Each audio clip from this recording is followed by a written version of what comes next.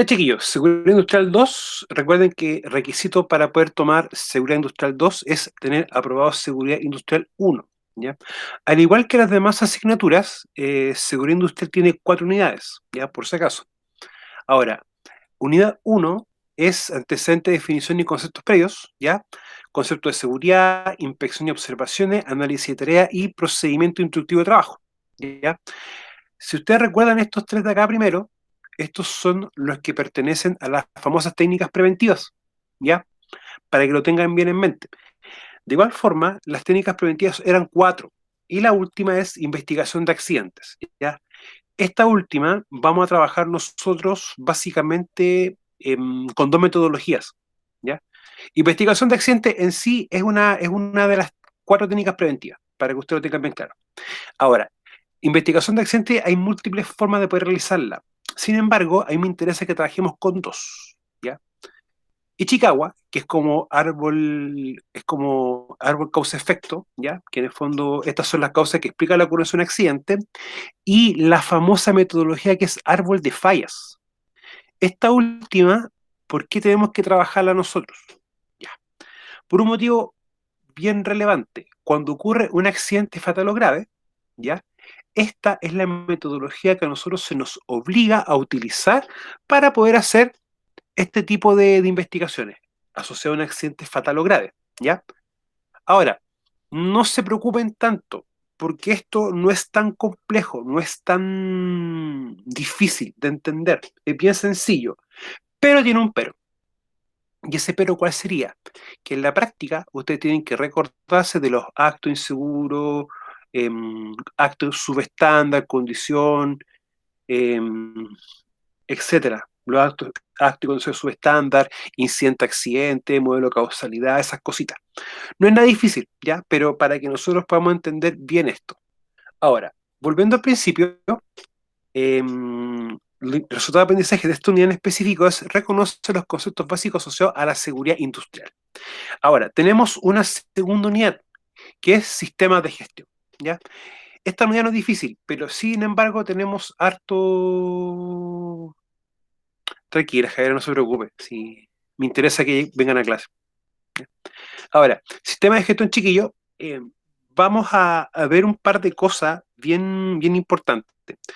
En la práctica vamos a estar trabajando con parte de la estructura del sistema de gestión 88001, ¿ya? El que ahora se está homologando a la ISO 45001.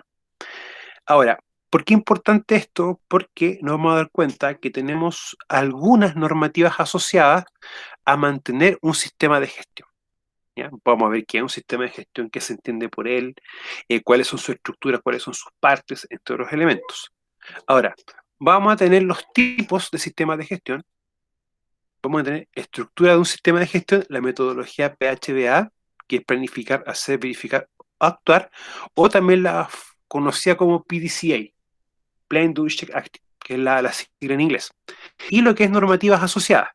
Ahora, no se lleven sorpresa de que vamos a encontrar, por ejemplo, quizás una sola normativa, ya que es el decreto 76, el que hace operativa la famosa ley de subcontratación. Ahora, chiquillos, tengo una consulta para con ustedes. En legislación, o yo les hablé a ustedes o les conversé sobre lo que corresponde a la ley de subcontratación, chiquillos, la famosa 20.123.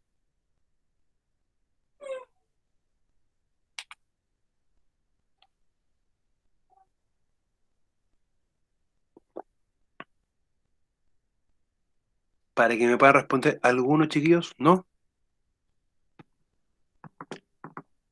Ya, y no hemos hablado de ningún aspecto así bien concreto, como por ejemplo empresa contratista, subcontratista, empresa mandante, empresa de servicio transitorio. No hemos hablado nada de eso.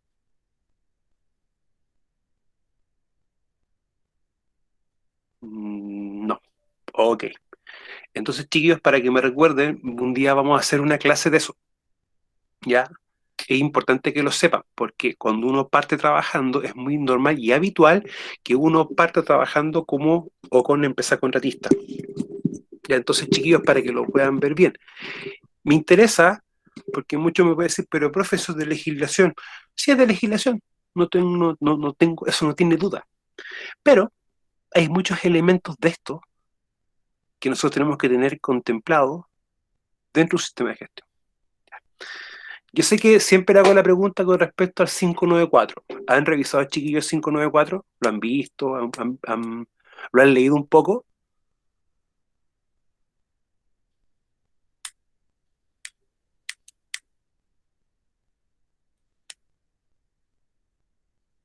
¿No? Ya.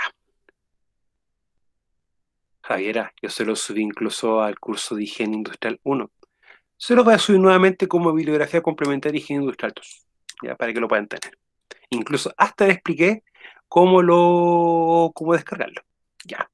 Lo que pasa, chiquillos, es que en el artículo 3594 dice que es obligación del empleador velar por las condiciones de seguridad, independientes si son trabajadores propios o contratistas. Entonces, bajo ese punto de vista, la ley nos obliga a tener que tener ciertas eh, como estructuras para con los trabajadores de empresas contratistas. ¿Qué importa eso? Que para poder estructurar o definir bien el trabajo con ellos, es importante tener en cuenta un sistema de gestión. Ahora, dentro del resultado de aprendizaje, distingue los tipos de sistemas de gestión y su estructura a desarrollar dentro de las empresas. ¿Ya? Ahora, vamos a trabajar netamente con sistemas de gestión de la seguridad y salud en el trabajo. ¿Ya? No creo que alcancemos a trabajar con sistemas de gestión de la calidad y sistemas de gestión ambiental. No creo. Que hay que explicar un par de conceptos previos para eso. Sin embargo, el de seguridad sí me interesa bastante, porque aquí tenemos que trabajar varios elementos en sí. Unidad 3, auditorías, ¿ya? Objetivo de definición de auditoría, tipo de auditoría, planificación, realización e informe de hallazgo de auditoría, ¿ya? Y acá netamente comprende el proceso de auditoría dentro de las organizaciones. La auditoría, chiquillos, va a tener siempre un objetivo primario, es poder ver y revisar cómo es nuestras actividades que realizamos o hacemos en temas de prevención de riesgo, ¿ya? Eso es lo importante poder tomar en cuenta. Se los digo así porque muchas veces uno hace actividades, pero no se preocupa si se dejaron los registros, si se hizo una inspección, una observación, por ejemplo, se detectó alguna anomalía, se ha hecho un cambio con respecto a los hallazgos detectados entre otros elementos.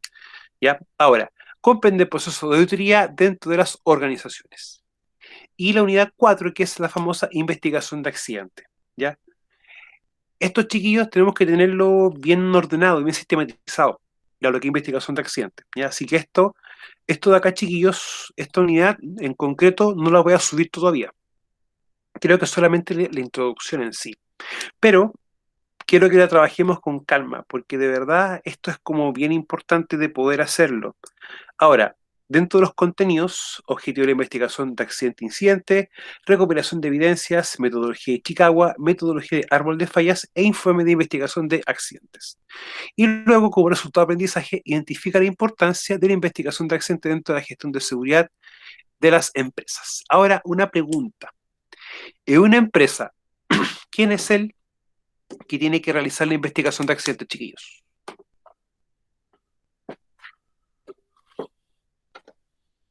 ¿Quién tiene que hacerla? Y ojalá se equivoquen con la respuesta. ¿Ya? ¿Quién más? ¿Quién dice otra cosa, chiquillos?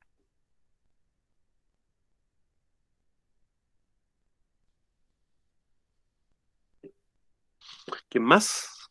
¿Quién dice más? ¿Quién dice menos? Ya. De acá para variar, no me hicieron una pregunta ustedes. Profe, ¿y de qué depende quién hace la investigación de accidente? ¿O de qué depende qué investigación de accidente hacer? Ya, los supervisores está como más El, correcto. el comité paritario igual. Exactamente. ¿Quién dijo eso? Yo, Daniel, la profe. Ya, Daniela, anótese con un par de décimas, me recuerda por favor después. ¿Ya? Ya, profe, gracias. De nada. Y también del tipo de accidente. Ya, vamos a empezar a especificar por qué. En la práctica, si yo tengo sobre 26 trabajadores en mi empresa, ok, comité paritario. El comité paritario, bajo esa circunstancia, es quien debe realizar la investigación de accidente, ya, a modo general. Ahora, ¿hay algo relacionado con lo que está explicando Almendra ahí, o dijo Almendra en el chat? es lo siguiente. Si tengo un accidente fatal o grave, el mismo comité paritario tiene que hacer la investigación. Sin embargo, acá tenemos nosotros una variación. Este tipo de accidentes que implica que tenga que agregarse una persona más a los patronales y una persona más a los trabajadores. O sea, que la investigación de accidentes no se va a hacer por 6 personas, se va a hacer por 8. Y tenemos un aumento del quórum de trabajo. Ya recuerden que hay un quórum mínimo para efectuar las reuniones, que es un representante de los trabajadores y un representante de los patronales. ¿Ya? Chicas, consulta y caballero, ¿se recuerdan bien lo que es comité paritario? ¿Se acuerdan bien de aquello?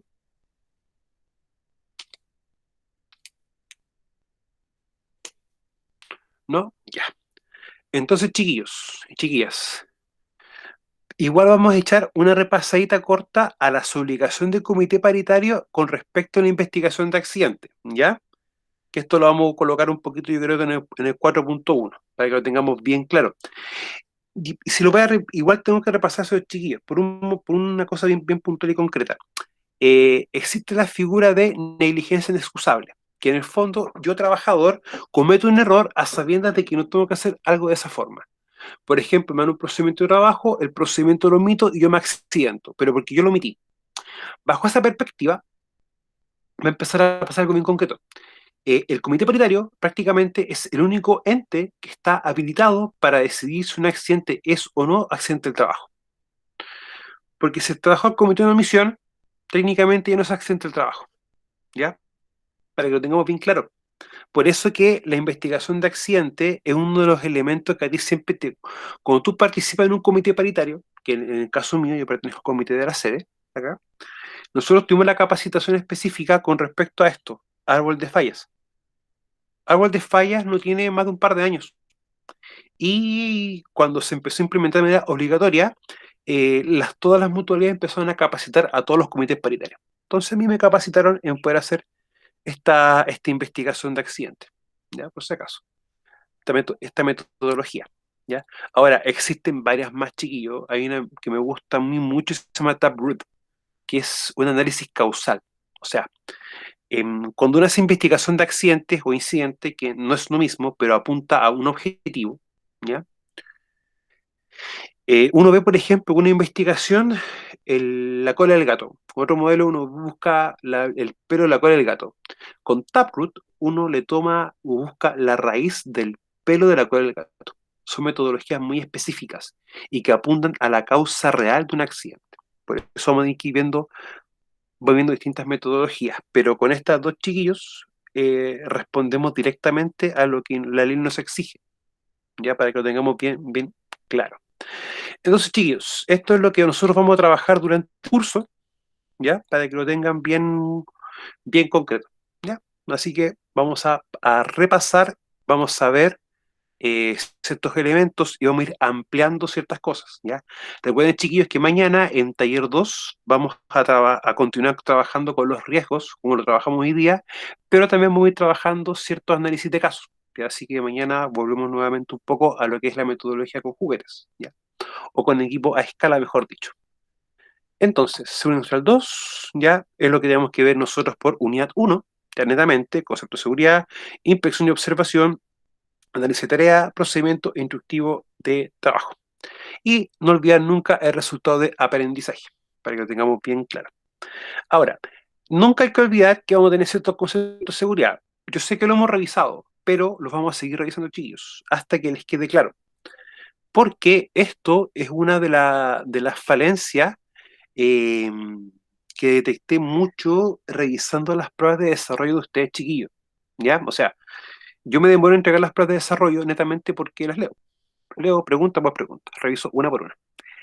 Y en las preguntas en el que uno les colocaba, por ejemplo, un caso de identifica el peligro o el riesgo, los cambian, los cursan, chiquillos, completamente. ¿Ya? Y así, suma y sigue. Entonces, ¿a mí qué me dice eso? Que aún no queda claro. ¿Ya? Para que lo tengamos y lo trabajemos bien de por qué los vamos a seguir revisando. Ahora, peligro, nunca olvidar que es fuente, situación, acto y condición con potencial para causar daño.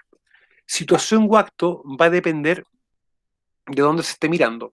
Es un acto si yo me lo cometo, pero si yo estoy viendo que alguien lo hace, es una situación. ¿ya? Ahora, en la práctica hay una pregunta que les pueden a ustedes, que les pueden a ustedes como hacer siempre, ¿ya? Y es, uno como experto en prevención de riesgo, si ve una maniobra o un peligro que no tiene control, uno puede tener un trabajo, lo puede parar. Chicos, ¿qué creen ustedes?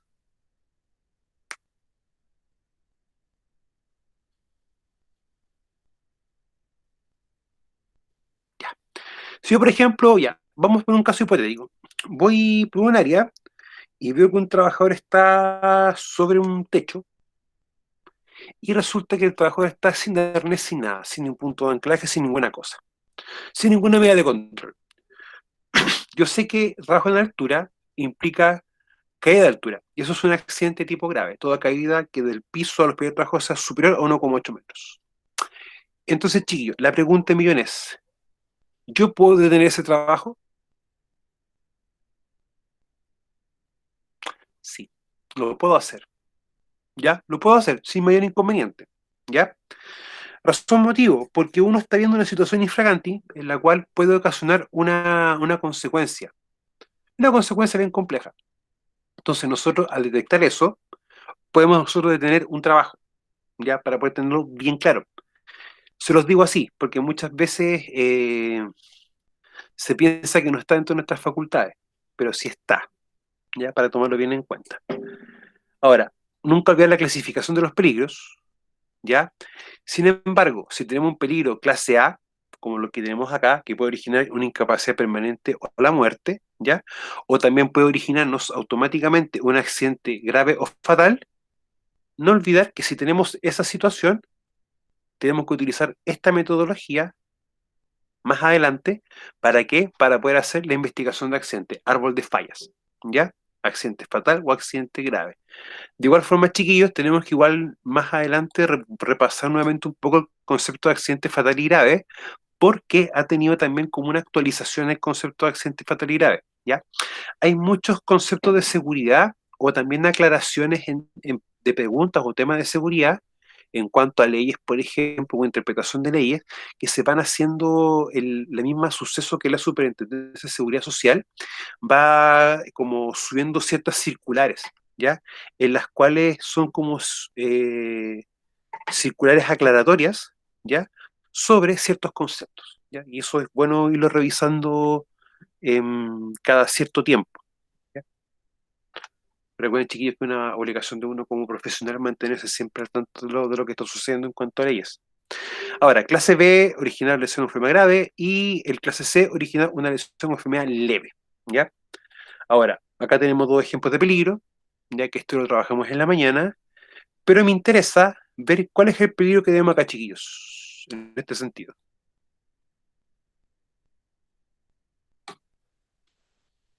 ¿Cuál sería?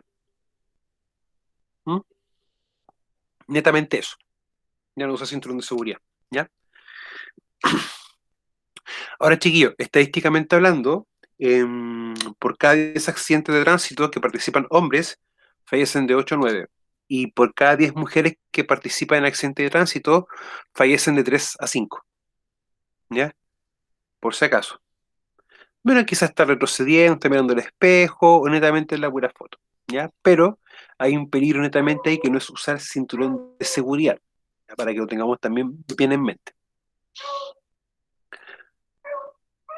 Las categorías de peligro, ya que como estamos viendo en la mañana, tenemos 9, ¿ya? Nueve importantes. Y en taller 2 vamos a empezar a ir trabajando con cada uno de estos, ¿ya? Para ir viendo los peligros y los riesgos asociados. De igual forma, chiquillos, en esa asignatura les voy a subir después un Excel, ya donde tenemos los peligros y tenemos los riesgos asociados por cada categoría, ya para que también lo podamos ir viendo, porque es lo que vamos a ir preguntando en la evaluación, para taller 2 en específico. Ahora, los peligros de los peligros son los riesgos, por lo tanto, al haber un peligro van a haber varios riesgos, ¿ya? Y lo otro es lo importante, que es la primera etapa, es identificar los peligros, ¿ya? Si yo no identifico mi peligro, que no es solamente decir qué actividad, sino también desarrollar el esquema completo para este evento, yo no voy a reconocer claramente los riesgos y por lógica no voy a evaluarlos completamente y tampoco los voy a poder controlar. Por lo tanto, si esto se hace mal, de ahí para adelante se va a hacer todo de manera incorrecta. Ahora, los riesgos en sí, probabilidad que un peligro pueda causar daño, ¿ya? Y es la probabilidad de ocurrencia de un evento, ejemplo, el riesgo de una caída o el riesgo de un ahogamiento, ¿ya? Para que también lo podamos ver. Ahora, siempre que uno hable de riesgo, de una forma u otra, tiene que haber una interacción. Tiene que haber una persona interactuando con eso, ¿ya? Eso es bien importante, porque si no hay interacción, yo puedo decir que hay riesgo. Chiquillos, ¿qué creen ustedes? No. Tiene que haber una interacción siempre, ¿ya? Para que haya un riesgo. Ahora, lo importante es como vislumbrar, yo tengo un peligro que tiene ciertas características, y muchas veces un peligro puede tener varios riesgos, porque va a depender de la interacción que uno tenga con el peligro, ¿ya? Una escalera, por ejemplo, puede ocasionar distintos riesgos, ya viéndolo de distintas miradas. Mañana chiquillo va a trabajar con eso, con una escalera, con un montacarga y con un camión, con un pluma, ¿ya? Pero netamente, ¿por qué me interesa? Para que empecemos a conocer más cositas, ir viendo los riesgos, pero no solamente tanto en el papel, sino un poco más aplicado. Ahora, tenemos riesgo de contacto con energía, que la consecuencia de esto vendría a ser una electrificación, por ejemplo, o una quemadura de origen eléctrico, ¿ya? Riesgo de incendio, que esto también puede originarse por un contacto con energía eléctrica o cuando se energiza una cosa, o puede haber, por ejemplo, un exceso de voltaje, ¿ya? Y riesgo de atrapamiento. Ahora, por lo tanto, haber un contacto, interacción y o contacto con un peligro, o mejor dicho, una exposición, y si no lo hay, no hay riesgo. ¿Ya? Eso es lo que tenemos que tener bien, bien claro. Se lo puedo repetir aunque se lo dije en la mañana. Nunca hay que tomar en consideración cuando nos dicen que estamos trabajando bajo riesgo cero, ¿ya? Bajo ningún punto de vista. Por si acaso, para que lo tengan bien en claro. O sea, riesgo cero, que implica que no hay interacción con nada, ¿ya? Y eso también va a ser pregunta de prueba. Los riesgos, ¿es importante poder clasificarlos? Sí, es muy importante poder clasificarlos. Nosotros por el momento vamos a trabajar con estas tres formas. Pero me interesa, chiquillos, poder mostrarle un apunte cortito, que lo tenemos que ir trabajando, eso sí, el próximo semestre. Ya, si es que mi memoria no falla. Ya. Cuando nosotros hablamos de los riesgos, nosotros hablamos de estos tres, ya, los tres que están arriba. Pero los riesgos en la práctica van a tener una clasificación mayor de 6, ¿ya? Nosotros todavía no tenemos, por ejemplo, la asignatura de emergencia en catástrofe, ¿ya? O emergencia, no, emergencia y control de incendios. Y ahí nosotros tenemos riesgos que se van a clasificar por su alcance. Por ejemplo, riesgos colectivos, lo que puede ser, por ejemplo, asociado por una aluvión, o por una luz, en el caso que estemos trabajando en alta cordillera, por ejemplo, por una nevazón. ¿Ya? También tenemos los por su origen, que también vienen muchas veces asociados a eventos climáticos, justamente. Y básicamente porque estos tipos también van a muchas veces a afectar a poblaciones completas, ¿ya? Y también por la importancia, ¿ya? Van a haber riesgos que quizás nos generen un accidente mayor y nos generen un problema más grande que. Pero hay otros que sí pueden ocasionar temas legales, como por ejemplo la ocurrencia de un accidente fatal o grave. Es importante muchas veces tener esto claro, ¿ya? Porque muchas veces no se considera que el riesgo tiene que tener un concepto que muchas veces no es el que nosotros miramos, que es el origen del riesgo, ¿ya? Quizás, por ejemplo, el riesgo de incendio, tú lo puedes ver como un puro riesgo, un riesgo de incendio, así como si nada. Pero uno tiene incendios químicos, incendios eléctricos, ¿ya? Hay reacciones químicas que pueden generar fuego, etcétera. Entonces, eso es importante porque el incendio en sí es como el efecto, pero que causa eso es distinto. Y eso es importante tomarlo en cuenta, porque nosotros tenemos que detectar previamente esos distintos elementos o factores que van a generar esa consecuencia, ¿ya?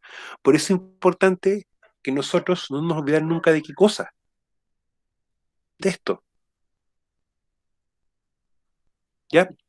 Nosotros tenemos que hacer esto, sí, lo tenemos que hacer, pero que también tiene que hacerlo línea de supervisión.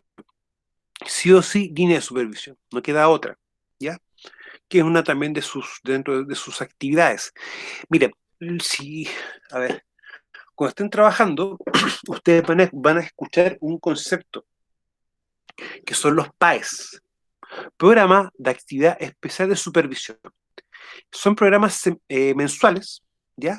Que el cual uno tiene que darle al supervisor para que haga estos trabajos de acá, como inspección y observaciones, ¿ya? Que dentro de la programación de actividades que uno le define a la línea de supervisión, para que ustedes también lo puedan tener bien claro. Ahora, mientras tanto, chiquillos, vamos a ir trabajando con estos tres, ¿ya? Ya cuando tengamos más conocimiento y estemos dentro de la asignatura de riesgos críticos, vamos a ir trabajando ya con esta otra clasificación, o vamos a ampliar, mejor dicho, la clasificación de riesgos, para que no nos olvidemos de aquello. Entonces tenemos los inherentes, el adquirido y el puro, ¿ya? Bueno, el inherente es el que tiene todo material, y es propio de él, ¿ya? O sea, los trabajos eléctricos tienen un riesgo inherente, que son contacto con energía eléctrica. Eso no tiene punto de discusión.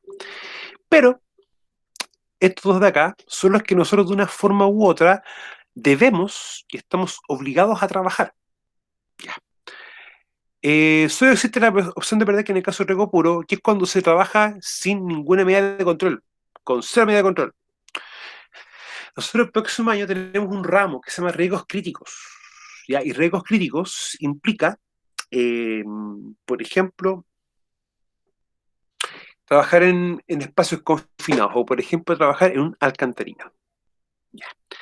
Cuando uno trabaja en alcantarillados, hay una medida de control que es básica, que es la medición constante inicial, y si está ok, entran y tienen que estar midiendo oxígeno el 100% del tiempo, ¿ya? Si yo no lo hago, ahí tengo un riesgo puro. Solamente existe la opción de perder. Y muchas veces, chicos, en alcantarillados les va a tocar una situación que la concentración de un gas puede aumentar tan rápido que el tiempo que te da para evacuar prácticamente es cero. Por eso es importante tomarlo eso en consideración. Y lo otro importante es el riesgo adquirido. Perdón, chiquillo. Que en la práctica es el riesgo que más se da. ¿Ya? Y no tiene otra lectura, chiquillo. O sea, para bien o para mal, es el riesgo que más nosotros vamos a ver, ya cuando les toque trabajar. De hecho, es bastante.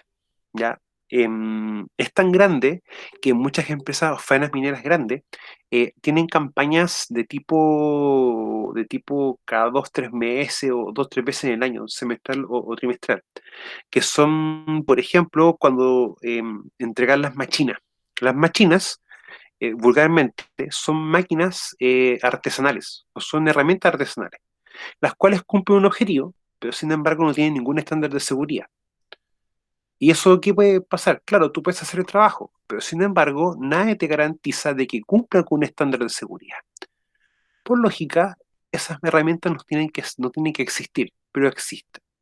De ahí que muchas empresas lo que hacen es tratar de no generar estas cosas, de que entreguen las herramientas para poder también tratar de controlar un riesgo adquirido, ¿ya?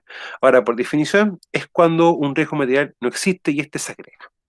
¿Ya? Es como el típico caso que yo siempre les muestro cuando tenemos, por ejemplo, un cargador frontal, en la cual el balde se utiliza como elemento para poder, por ejemplo, sacar roca o levantar carga entre otros elementos. Bueno, esto es un ejercicio que ya hemos visto nosotros, ¿ya? El peligro de cocinar, riesgos, por ejemplo, como contactos con objetos calientes, riesgo de incendio, contacto con objetos cortopunzantes y otros, como por ejemplo exposición a gases, exposición a vapores, ya vapor de lo que se está cocinando, por ejemplo una exposición a gas licuado, entre otros elementos, ¿ya? Y también considerar un poquito quizás algún un riesgo de tipo físico, que es ambiente térmico, ya recuerden que el cuerpo no va muchas veces a reaccionar tan bien como uno espera, bajo estar expuestos a ciertas temperaturas, ¿ya? Quizás no lo vamos a trabajar mucho, pero sí lo podemos comentar un poquito, que es el tema de, de los ambientes térmicos, más en específico en temas de conducción, ¿ya? Em, para que se haga una idea más o menos, es muy importante muchas veces trabajar con temperaturas del habitáculo, de la cabina del vehículo, inferiores a 22 grados Celsius hacia abajo, ¿ya? Tampoco tan helado, porque si una persona tiene, por ejemplo, diabetes o hipertensión arterial, estando por temperaturas sobre 23-24 grados Celsius, el cuerpo se puede descompensar, ¿ya? Y muchas veces son patologías de base en el cual la persona no sabe que la tiene, ¿ya? Y esto puede ocasionar un accidente mayor. ¿Ya? Por eso es importante cuando uno solicita los exámenes médicos, ¿ya? Siempre pedir la batería de exámenes, aunque sea la más sencilla, que es perfil lipídico, azúcares, entre otros. También radiografía de tórax si tenemos una exposición a sílice, ¿ya? Bueno, esos chiquillos tenemos que conversarlos, sí, en la asignatura de salud ocupacional, para que no nos olvidemos. Ahora, peligro, riesgo. Si tengo una interacción de una persona con un peligro, va a ser mediante los riesgos. Por lo tanto, ahí tenemos esa interacción. Por lo tanto, si no hay interacción con un peligro, no hay riesgo. Y una vez identificado el peligro, se deben evaluar los riesgos. Sin embargo, acá falta algo. Se reconocen y se evalúan los riesgos, ¿ya? Para poder también tomarlo bien en claro. Ahora, origen del riesgo, el riesgo de incendio es transversal. El riesgo de incendio de arrepentimiento existe, es transversal. Pero tiene el mismo origen o se manifiesta de la misma forma y como recién lo estamos viendo antes, no es así. Uno puede ver una consecuencia, pero no se van a tener el mismo origen. Ahora, con lo que corresponde al riesgo de incendio, ya hay que tener también a veces ciertos controles. ¿En qué sentido? El próximo semestre tenemos una asignatura que se llama Emergencia y Control de Incendios. Y cuando estamos viendo el tema de los incendios en las clases de fuegos, vamos a darnos cuenta de que tenemos en la práctica 5 clases distintas de fuego. Fuego en lo que participa electricidad, metales, grasas y aceites, por ejemplo, combustibles, madera y tela. Por lo tanto, tengo 5 fuegos que tienen orígenes distintos. Y eso que implica que van a haber medidas de control distintas, o sea, agentes de extinción diferentes, para poder también tomarlo en consideración. Chicos y chicas, hasta este punto, duda, consulta, queja, reclamo, dolencia, algo que no se entienda.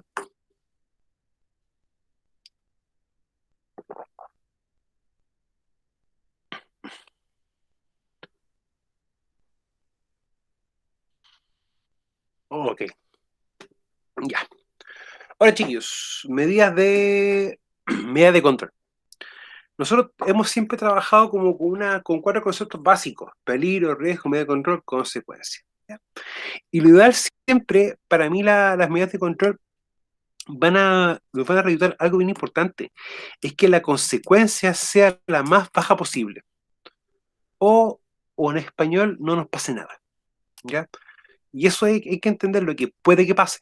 Puede. No necesariamente se va a dar. Hay varios temas de si la medida de control está bien seleccionada, bien diseñada, bien implementada, se verifica su funcionamiento, entre otras cosas. ¿Ya? O sea, uno no puede esperar que algo funcione por solamente colocarlo. Es como que yo no puedo esperar, por ejemplo, que un guante funcione bien por colocar, ya porque sea de por sí un guante. Si no estoy viendo bien el agente que estoy trabajando, no saco nada, por ejemplo, estar soldando con un guante de látex. Eso no tiene lógica. Por eso hay que muchas veces ser un poco más sencillo, ver el peligro, ver las características y atributos de él. ¿Para qué? Para que yo recién pueda empezar a ver bien y definir cuáles van a ser las medidas de control. Ahora, independiente de que tengamos que trabajar con las medidas de control mínimas que nos pide el decreto 40 su artículo 21, ¿ya? En las medidas preventivas y los métodos correctos de trabajo, ¿ya? Eso para que lo tengamos bien en mente. Ahora, son todas las medidas adoptadas en función del riesgo para su efectivo control, las cuales pueden ser de tipo duras, barreras, protecciones, etcétera, o del tipo blandas, procedimientos instructivos, inspecciones, entre otros. Recuerden que la diferencia entre las barreras duras y blandas, perdón, chiquillos, va a ser lo tangible, ¿ya?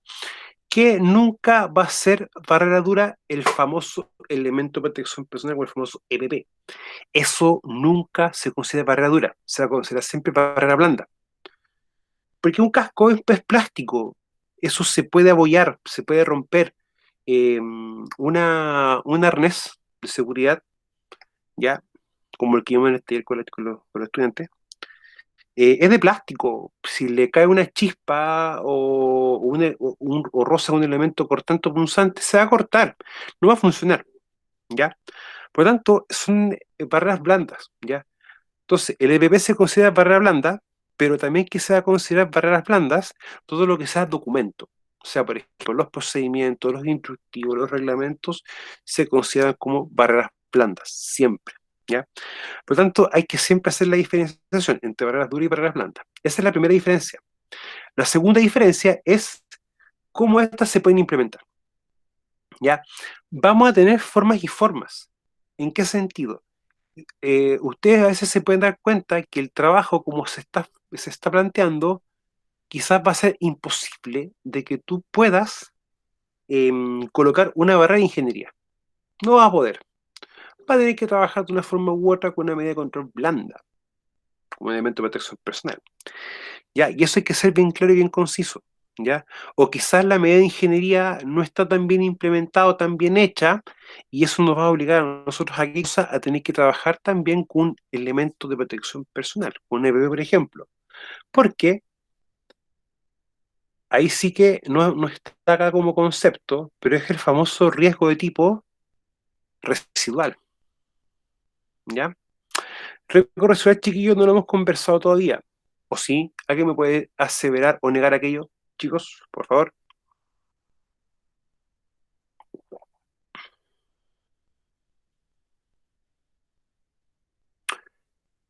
¿Hemos conversado, chicos, de riesgo residual?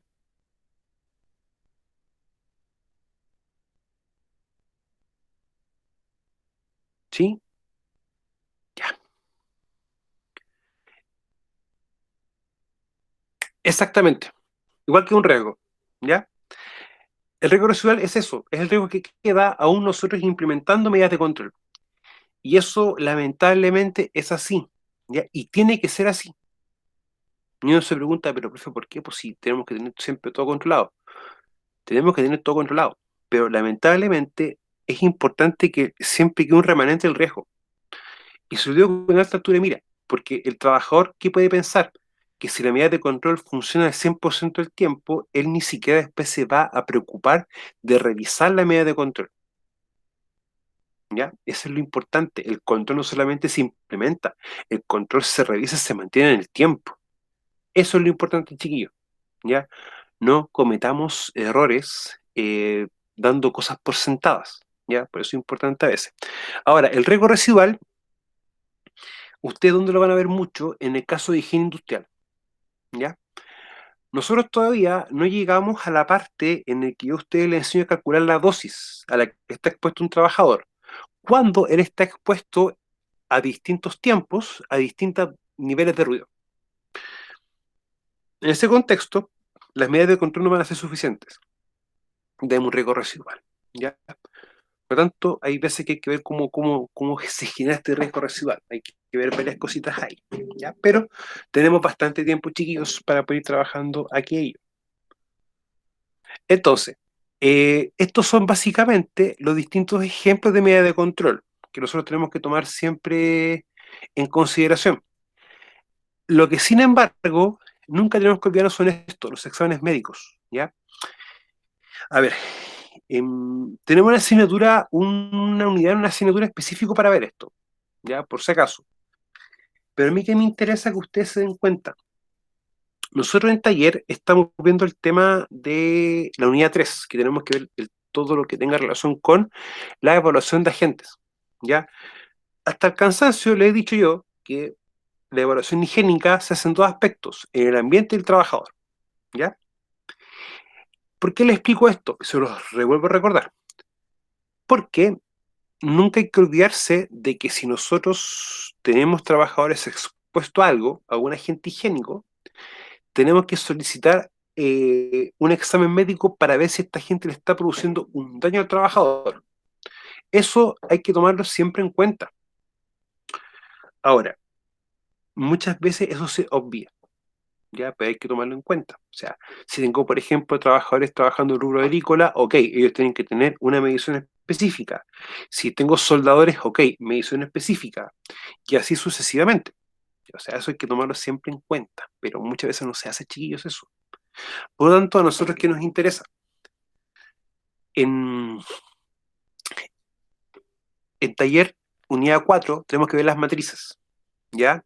Y dentro de los tipos de matrices que nosotros podemos confeccionar, podemos tener también, por ejemplo, matrices para los exámenes médicos. O sea, identificado el cargo y la batería de exámenes que él tiene que tomarse, ¿ya? Para que también lo veamos de esa perspectiva. O sea, siempre, chiquillo, lo importante es que nosotros vayamos generando herramientas para poder entender lo que tenemos que hacer y poder explicarlo, ya que eso es el tema, chiquillo, importante. Explicar lo que nosotros hacemos, ¿ya? Yo quiero, chiquillos, cuando ustedes estén trabajando, si le hacen preguntas específicas de su trabajo, ustedes puedan responderlas. Nada más que eso. ¿Por qué tenemos que tener este medio de control A y B y no una Z, por ejemplo?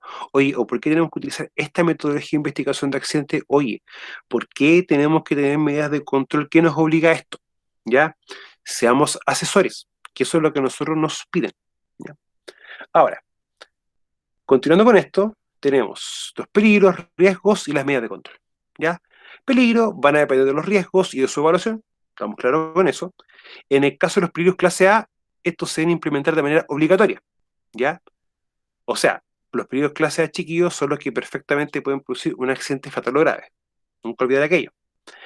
Y estas se deben implementar para el cumplimiento con las distintas leyes. ¿Ya? Específicamente artículo 3 de decreto sumo 594 y artículo 184 del Código del Trabajo, que son como los dos más importantes y más potentes, ¿ya?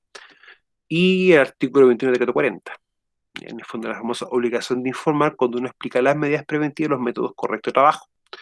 Entonces, chicos, si nos vamos dando cuenta, son varias cositas, ¿ya?